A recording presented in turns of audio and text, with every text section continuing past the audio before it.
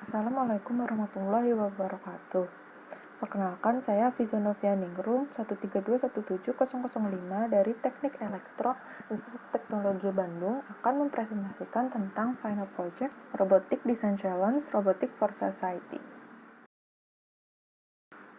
Pada presentasi ini, saya akan menjelaskan mengenai problem yang ada di sekitar saya, kemudian roles of robot in human society, kemudian alternative concept, merupakan problem solving idea dari robot yang akan dibentuk, kemudian evaluasi dan pemilihan konsep, selanjutnya desain robot, simulasi robot, dan yang terakhir adalah evaluasi dari performansi hasil simulasi.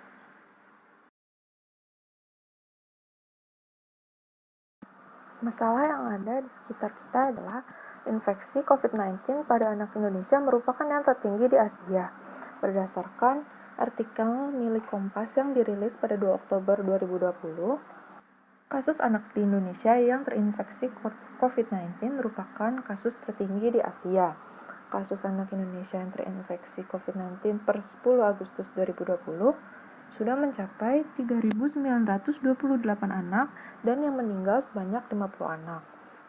Dalam kasus positif COVID-19 pada usia 0-5 tahun sebanyak 2,5% dan usia 6-18 tahun sebanyak 7,6%. Ketua Ikatan Kesehatan Masyarakat Indonesia, Dr. Edi Surya Darmawan, menyampaikan akibat pandemi COVID-19 ini, pelayanan kesehatan dasar di puskesmas dan posyandu terkendala dan dibatasi. Tidak usah jauh-jauh, saat saya keluar rumah untuk membeli kebutuhan sehari-hari, saya masih melihat banyak anak kecil yang masih mengabaikan protokol kesehatan, baik karena orang tuanya memang tidak menjalankan protokol kesehatan maupun karena anak-anak yang sulit untuk mematuhi protokol kesehatan. Selain itu, kebersihan di dalam rumah juga perlu diperhatikan untuk melindungi keluarga dari virus, terutama anak-anak kecil yang masih belum bisa membedakan mana yang bersih dan tidak. Misalnya, saat makanan jatuh ke lantai, bisa saja anak kecil akan mengambil dan memakan makanan yang telah jatuh tersebut, tanpa memperhatikan kesehatan. Selanjutnya, perkembangan robotik di era COVID-19 ini adalah selama beberapa dekade, kemajuan teknologi telah menawarkan bantuan tanpa batas kepada manusia di hampir setiap aspek kehidupan kita sehari-hari. Di masa sulit pandemi ini, sudah saatnya kita memanfaatkan teknologi untuk membantu melawan penyakit menular. Dengan rutinitas, persyaratan dan prosedur baru dalam pencegahan penyebaran dan pengobatan penyakit, para peneliti dan perusahaan teknologi di seluruh dunia telah mengeksplorasi penggunaan robot untuk berbagai tugas. Sudah banyak robot yang telah diuji dan digunakan dalam aplikasi seperti desinfeksi, penanganan spesimen perawatan pasien, pengumpulan sampai bahkan penegakan hukum.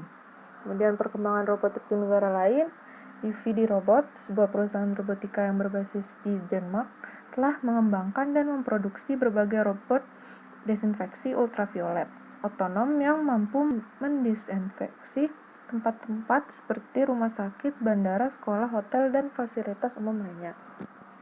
Perusahaan robotika Malaysia, DF Automation, mengembangkan robot pengirim dengan nama Mak Cikia 19 untuk membantu rumah sakit mengirimkan makanan dan obat-obatan pada pasien COVID-19 di Bangsal.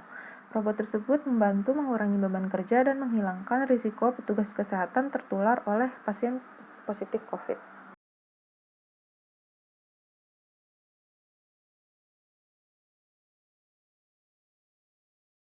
Konsep yang pertama adalah robot pendeteksi penggunaan masker. Penggunaan masker merupakan salah satu protokol kesehatan. Robot ini memiliki fitur mengenali wajah. Saat ada orang yang belum memakai masker, robot akan meminta orang tersebut untuk memakai masker dan berterima kasih ketika orang tersebut telah mengenakan masker. Robot dapat berjalan menyusuri ruangan. Untuk konsep yang kedua adalah robot pembersih. Kebersihan rumah termasuk lantai rumah perlu dijaga. Sistem pada robot pembersih lantai mampu mendeteksi apakah adanya halangan di sekitarnya seperti tembok dan berbagai benda lainnya. Dapat membersihkan lantai tanpa terjadi pengulangan proses pembersihan. Evaluasi konsep pertama. robot pendeteksi penggunaan masker. Robot ini cocok digunakan di tempat umum untuk mengingatkan banyak orang, namun juga cocok digunakan di rumah sebagai pengingat sebelum kita keluar rumah. Interaksi dengan manusia akan sangat tinggi. Kemungkinan anak-anak akan menyukainya karena tampak seperti mainan hidup bagi mereka yang dapat berinteraksi langsung dengan mereka. Kemungkinan memerlukan modal yang besar serta tenaga ahli yang benar-benar paham tentang robotika dalam pengembangannya. Selanjutnya, evaluasi konsep kedua, robot pembersih. Alat pembersih yang praktis dan hemat waktu. Pemilik bisa sekaligus mengerjakan pekerjaan lain sambil menunggu lantai bersih. Dapat mendeteksi kotoran, mengetahui jalur yang bisa dilewati, dan sebagainya.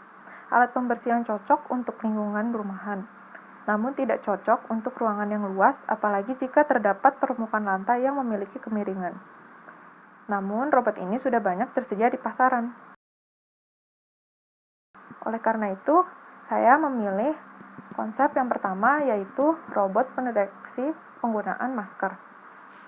Karena belum banyak tersedia di pasaran. Kemungkinan tempat digunakannya robot lebih luas seperti di rumah, kantor, atau tempat umum lainnya yang masih di dalam ruangan. Robot tetap dapat bekerja walaupun orang-orang di sekitarnya sibuk dengan kegiatannya masing-masing. Contohnya, misal robot dioperasikan di mall. Orang-orang tetap dapat berbelanja, sedangkan robot akan menelusuri mall tanpa mengganggu orang-orang di sekitarnya kecuali orang tersebut belum menggunakan masker. Maka robot akan menghampiri dan meminta orang tersebut untuk menggunakan masker.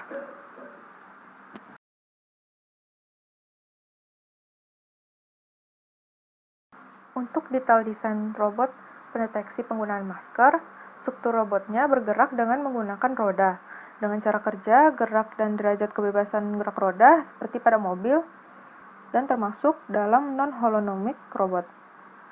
Kemudian, sistem kontrolnya, Arduino Uno sebagai microcontroller, motor driveshaft untuk mengontrol kecepatan serta arah perputaran motor DC, micro SD card untuk penyimpanan file audio yang digunakan sebagai user interface, micro SD card adapter untuk membaca micro SD card yang digunakan. Untuk sensornya, terdapat sensor ultrasonik untuk mendeteksi benda atau objek di hadapan robot sehingga dapat menghindar agar tidak menabrak objek di sekitarnya, dan kamera Android untuk deteksi wajah.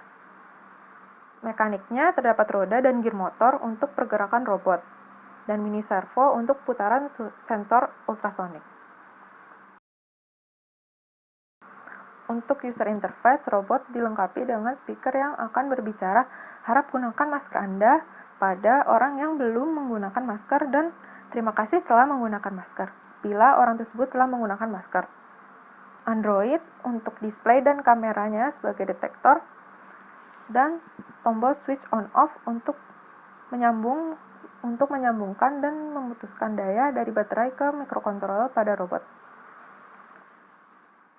Komunikasi antar mesinnya, robot bisa terhubung dengan Android melalui wireless communication dengan HC05 atau HC06 Bluetooth modul. Untuk lingkungan kerjanya, dapat digunakan di dalam ruangan seperti kantor atau tempat umum seperti mall atau di rumah di mana permukaannya datar. Untuk di rumah, dapat digunakan di dekat pintu rumah agar selalu mengingatkan kita untuk menggunakan masker. Untuk intelligence capabilities, sistem navigasinya dapat menghindari tabrakan dengan objek lain, merupakan output yang diharapkan dari menggunakan sensor ultrasonik. Selain itu, juga dapat bekerja dengan berkeliling terus-menerus di suatu ruangan untuk memantau agar orang-orang tetap menggunakan masker.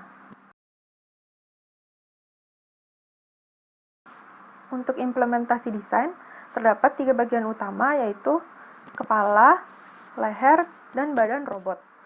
Pada bagian kepala robot terdapat speaker dan Android, di mana Androidnya terdapat kamera untuk deteksi wajah dan display untuk menampilkan hasil deteksi. Kemudian ada leher robot, kemudian ada badan robot yang terhubung dengan roda-roda, 4 roda, dan sensor ultrasonik. Pada bagian belakang, tepatnya di kepala robot, terdapat tombol switch on off.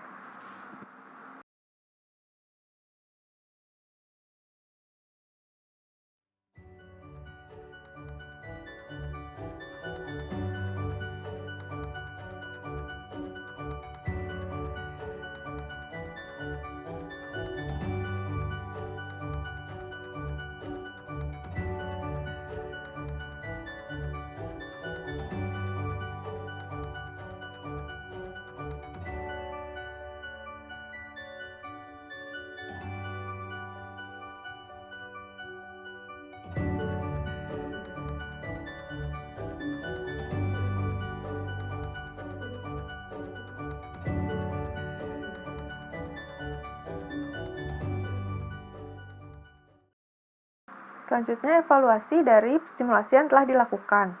Robot berhasil menghindari objek di sekitarnya agar tidak terjadi tabrakan.